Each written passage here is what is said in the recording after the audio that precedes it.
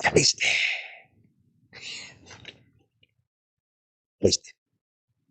Telling you what, I hope they touch on that in the show because as you can see, look, that's what I wear.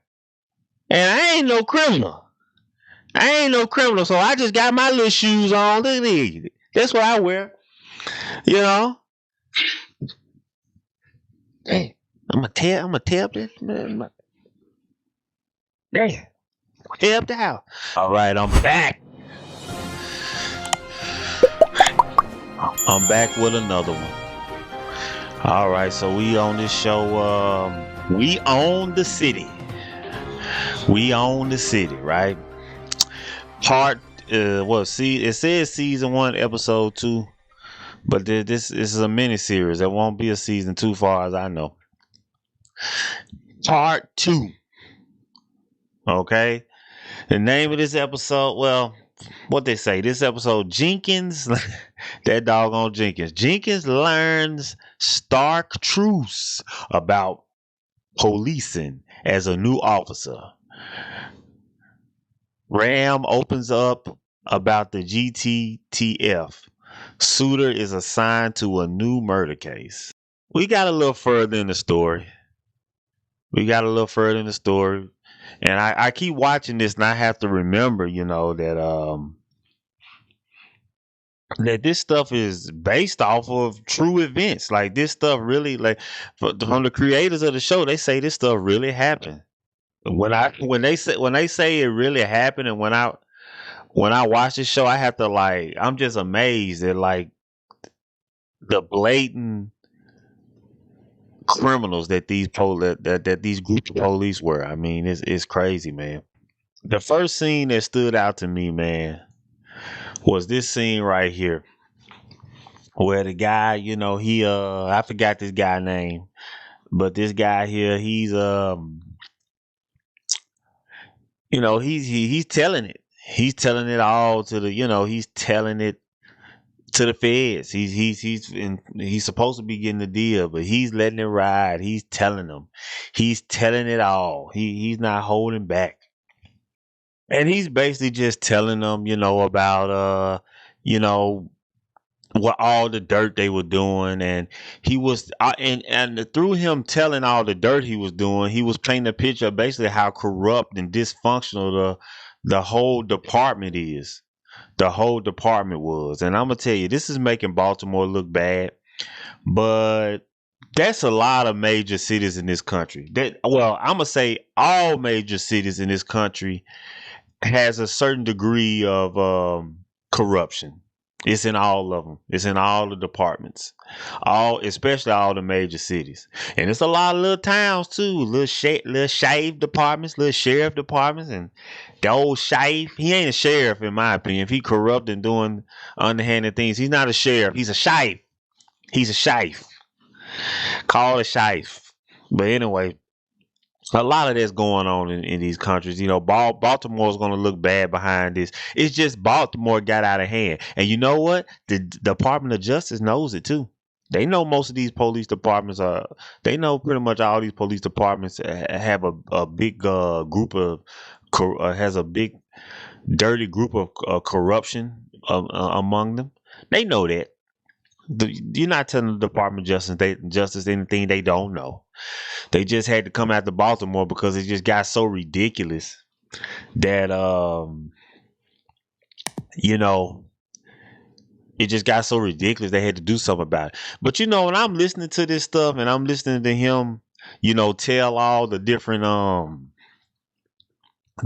things going on, and G Money, he telling on G Money and all them G Money.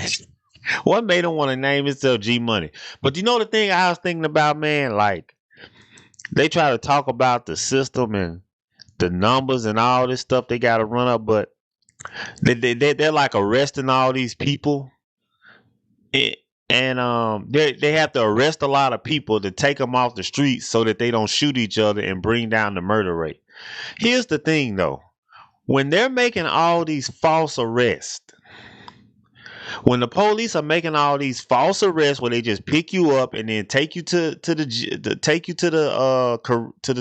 jail and release you, When they're doing all that kind of stuff, that's the problem. That's why you got so much crime going on, because a lot of people don't know this, but when a police officer makes an arrest, if I'm not mistaken, it typically takes that police officer off the street from anywhere to 2 to 6 hours, because they're doing their paperwork processing or whatever they got to do. But we're talking about 2 to 6 hours, generally about probably around 6 hours, that they're off the street and they're not out there having a presence and protecting the people. Okay, so if they would just have a presence and stop for arresting people and harassing people and wasting time and energy doing that, their resources doing that, they could be out there and have a presence to cut back on the murdering and all the crime. So by them doing those fake arrests, they think they're doing something to that's their excuse to bring down the crime, but it doesn't make any sense. Look like to me, they just want to they just want to beat on and harass and beat on black people, poor black people. That's what it looked like to me. That's what I could see. You know. But we got this scene right here. And this is a scene where they went into basically they're showing my man Jenkins, Wayne Jenkins. That guy, this Jonathan guy, he playing the heck out of this character. I love how he played this character. It's really funny to me. But he's showing Wayne Jenkins. It's showing you how Wayne Jenkins was trained. And it's taking you on how he was trained. Basically, it looked like what they're showing you is Jenkins came into a corrupt system, and basically they trained Jenkins into the cop that he was. They had it, the way that they're framing this is like they made Jenkins they trained him into the corrupt cop that he was, because the system was corrupt. You can tell that's the narrative that they're trying to frame for Wayne. And after this scene, the next scene it goes into, it shows Wayne he went to a cookout with some of the other officers. They had their family, like a family cookout, a family barbecue, and Wayne spent $40 and brought some little bitty crabs, and the guys, they clowned him for them little bitty crabs, and Wayne like, I paid $40 for them crabs, and the other guys like, well, we print money, we ain't worried about that. And he opened up the cooler and had a whole bunch of whatever kind of seafood he had. He was showing off. And they doing all that to me to make you feel like, to try to make you have some sympathy for Wayne, it looked like. To try in some kind of way justify how Wayne became the corrupt cop that was beating on and harassing poor black folk. Well, let me tell you this. That's nice of them to do that for the story, but I wish they wouldn't do that, because I don't believe it not one bit.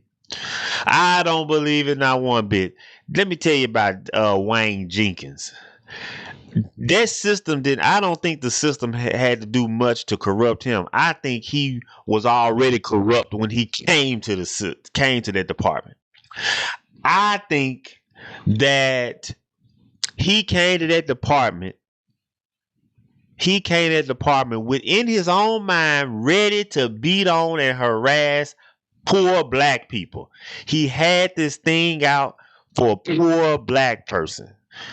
From what I can see with Wayne Jenkins, I definitely see him as a suspected white supremacist. Definitely. I think it's obvious. You have to consider him a suspected white supremacist. But I don't like that, because I don't believe it. It's not believable. It's not believable that he was a decent guy, and he came into a corrupt system, and the system is what corrupted him and transformed him into the animal that he became. I hope they're not going there with this. I hope they're not going there with this character. He was an animal and a suspected white supremacist before he came to that police department. Don't do that, HBO. We got about what, 3 more episodes, 4 more episodes. I hope you don't do that. And I'm gonna show an example of why I feel like he was why his sole purpose coming to that force was to beat on and harass poor black people. And I mean, I'm not convinced that he didn't kill a few black people as well. I feel like he probably killed a few. I really do. But I'm going to show an example of this in a few minutes. I'm going to show an example in a scene later on in this episode of why I say that about why I suspect that about good old Wayne there. Good old Wayne. Now this sister, this scene right here to me is just a good example of the stupidity. It's like you're almost shocked at how stupid these cops were that was doing all this illegal stuff. This is the scene where they catch them on the wiretap, and they're literally on the wiretap. G Money is literally on the wiretap telling him about they found the tracker on his car and telling him to take the tracker off and get rid of the tracker, and telling him to get on FaceTime because they can't track FaceTime. But they gonna use all that in court. It's no, they made it easy to catch these guys. These guys gonna end up getting caught because we know the ending of this story here, how it ends. But it's almost like shocking how stupid these guys were, and they're cops. If you're a cop, then you know how the law works. You're supposed to know. Well, I take that back. You're supposed to know how the law works. So you should make it harder for them to catch you. It's just this scene. I mean, what can I say, man? Just stupid, man. Just pure stupidity, man. Yeah. See, this another scene. This what I'm talking about, man. It's another scene where Wayne Jenkins, he is up there hemming up these poor black folks in the hood. He hemming them up and he telling them, I just got to do my job. And basically they hem up all these dudes and they get a whole paddy wagon of dudes down, and because what it is, if the more people they arrest, which they gonna probably end up letting go anyway and not even putting no charges on them, the more money the cops get paid. So their salaries and their bonus incentives are based on them arresting more people. And I just didn't like this scene because like I said, they trying to make Wayne Jenkins look like he was just telling them, I'm just doing my job. They're trying to make it like he didn't have no choice and he's just a pawn in the system, which to a certain degree he is. But that Wayne Jenkins he probably still is. He in jail now, but he's an animal. He's an animal. Okay? So I'm just not buying it. I don't like any pity or any type of explanation to how he became who he was or I'm not feeling none of that. And I kind of feel like that's what they're doing. Yes, did he come into a corrupt system? Yes. But he got him and that Herschel guy. They got they ain't nothing but some devils. That's all they are. And they got it hell bent on their mind to beat on and harm black people. But for all I can see so far, it's just poor black people. But I'm pretty sure they probably want to beat on some rich ones too. Oh, man, I tell you, man. Man, I tell you, man.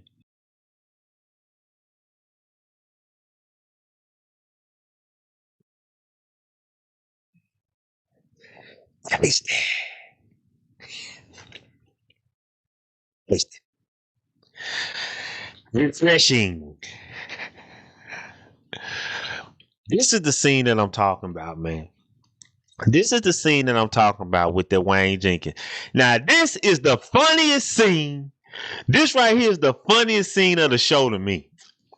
This was the funniest scene of the show to me right here, man. This was hilarious. And if you saw when you saw the show, you know what I'm talking about. This is the scene where they try. All right, you got these three black cops, these two black cops. They down there on the ground tussling with a suspect. They trying to get the suspect down and taken care of. Yeah, so they down there. So Wayne come in for backup. Wayne Jenkins. Here come Wayne Jenkins on his horse on the coming for the cavalry. Here come Wayne Jenkins with backup. He come pulling up in his car and he jumps out the car and he started beating. He saw a pair of Jordans stick on somebody's feet, and he just started beating on whoever had the Jordans on. He started beating them, and the guy get up and he like, "Hey man, I'm a cop." So Wayne Jenkins is so bloodthirsty for the beat on urban black folk that Wayne Jenkins don't even pay attention. He just saw a pair of Jordans, a stereotype. He just saw a pair of Jordans and started beating on the man, and he beating on his own cop friends. You can't make this up, and I know it's a true story. I know this really happened, folks. They didn't just do this for the show. I believe this really happened, man. He just saw the Jordans because that's what black guys wear, right? That's what us black guys in the hood, that's what we wear, right? That's what he feel we all wear, like Jordans, right? And he started beating on the man just because he got Jordans. That's what I'm talking about, man. See, that's what I'm talking about. That's the kind of that's how I know Wayne Jenkins, man. He was already a racist kind of guy and just wanted to just beat on poor black people, man. I'm telling you what. I hope they touch on that in the show because, as you can see, look, that's what I wear, and I ain't no criminal. So I just got my little shoes on. Look at these. That's what I wear. You know. Hey, I'm gonna tear up this. Damn. Tear up the house. But Wayne Jenkins, that mean hell, if he saw me, he'll beat on me. I'm not a criminal. Hell, I wear Jordans. He gonna beat me up. Wayne Jenkins don't give a damn, man. He gonna beat me. He gonna beat it. He did. Wayne Jenkins, man. He crazy, man. That doggone Wayne, man. You can't make it up, man. That doggone Wayne. But after that, we go into the last episode, right? Not the last episode, the last scene. And the last scene is where you got that big hefty woman, the big hefty black lady, coming in there that work for the Department of Justice. She's trying to do a report, and she go see that doggone Herschel, and it's she sit down with Herschel, and Herschel, he got chicken grease on his hand. He go shake the woman hand, and he's just over the top. I don't believe that's how he really was in real life. I think that the actor is doing it. Maybe the director told him to do that, but the actor he's over the top with it, man. He's over the top with it, and he really took that over the top, and I don't think the real Herschel. I do think he was an asshole. Don't get it twisted. But I don't think if he's sitting down with a Department of Justice, with somebody working for the Department of Justice that's investigating them, he gonna sit down and act like that with them. I think those type of guys, they're more the type of guys that'll smile in your face and fake and front and be real nice, and then they looking to cut your throat as soon as you turn your back. That's probably more how he was. I think that the actor is doing that for television.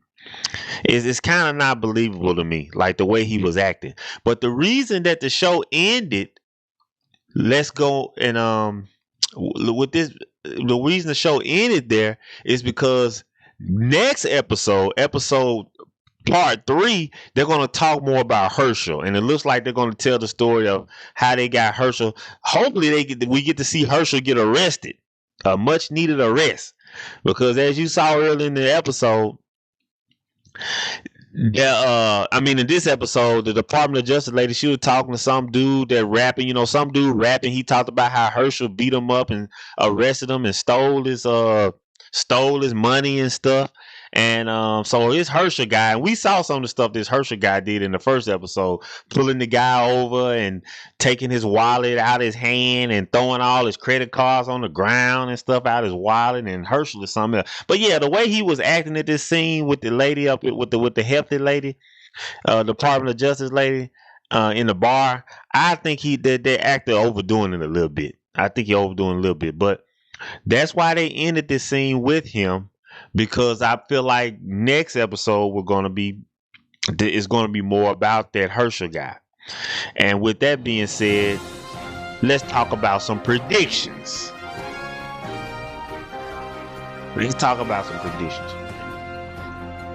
So next episode, I believe, we're definitely gonna get more Herschel, and hopefully we get to see him get arrested. And they're gonna, of course, we're gonna see more of the interviews that they're having with the feds. The guys that all the police that are locked up. We're gonna get to see their interview with the feds and go more in depth. And we're gonna see some more blatant, careless, like blatant disregard for getting caught. Like these guys, we're gonna see how like stupid these guys were. We're gonna see a lot of blatant stupidity. We're gonna see how stupid these guys were. How we're not surprised that they got arrested and put in jail for all their corruption. And I feel like we're gonna get to see more about this. The homicide detective that we saw taking his first case. We're going to get more of his backstory. I feel like we're going to get his backstory about how he, like I think he worked with. From what I could see from the sneak peek, it looked like he worked with old Wayne Jenkins, so he got to see how crazy Wayne Jenkins was firsthand. But if you remember in the first episode, I think his name Detective Suter, the new detective guy. When Wayne came by and spoke to Detective Suter.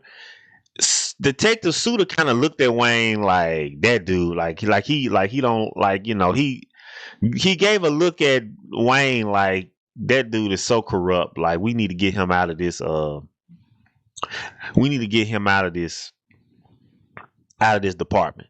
And when we'll get to see probably more.